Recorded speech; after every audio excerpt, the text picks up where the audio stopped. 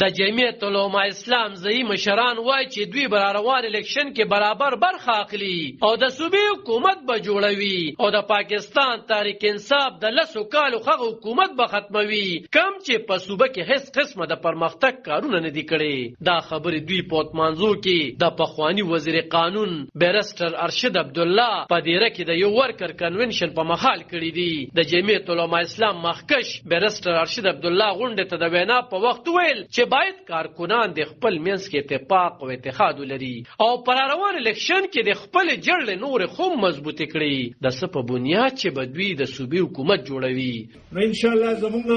د پارټۍ جوړه خو د 100 کالو زیات تاریخ لري او زمونږ دین زمونږ چې کوم دی دغه زمونږ فلسفه ده.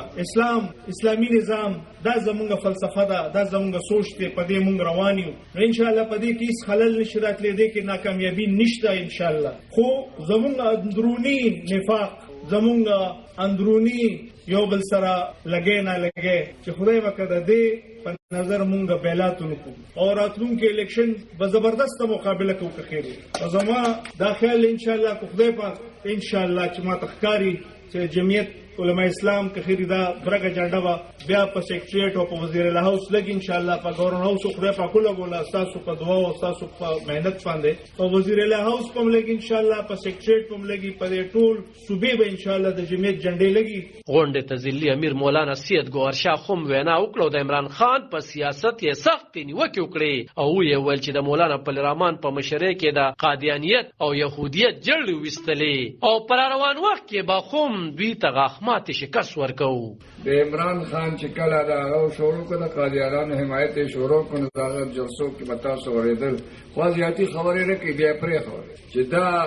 ټول پاکستان یو په سر اوچت کړ چې دا ظالم خو د قادیانانو ملګرتیا کوي، هغه نه چاندي هغه سره وعده کړی. نو نن چې قادیانی غیر مسلم اقلیت کې نو دا د مفتی محمود رحمت الله علیه او بیا د دې بقا پاتې کېدل دا د محمد امان سے برکت. تاسو ته مولانا امان الله حقانی سے به نور انداسې خبرې دي، داسې بلونه راغلي دي چې کفري دي او جمعیت علماء اسلام د خلاف هغه جدوجہد شروع کړی او دا سړی چې روک شو کنه نو د دې ټولو فتنو ان شاء الله العزیز بس پاسپورت د غونډې په مخال تحصیل ناظم عبدالرؤف شاکر، د بیرسټر ارشد عبدالله فرزن او نوجوان قیادت سعد ارشد عبدالله، مولانا جمیل احمد، حاجی احسان الله خان، انعام خان او دغه شانت نور صوبایي او ضلعي مشرانو تقریرونه وکړل. د سره سره خلیم شاه باچا، عرفان خان، طارق اعظم خان فرزن د جمعیت علماء اسلام په دغه غونډه کې ګډون کړی وو. علب خان شیرپو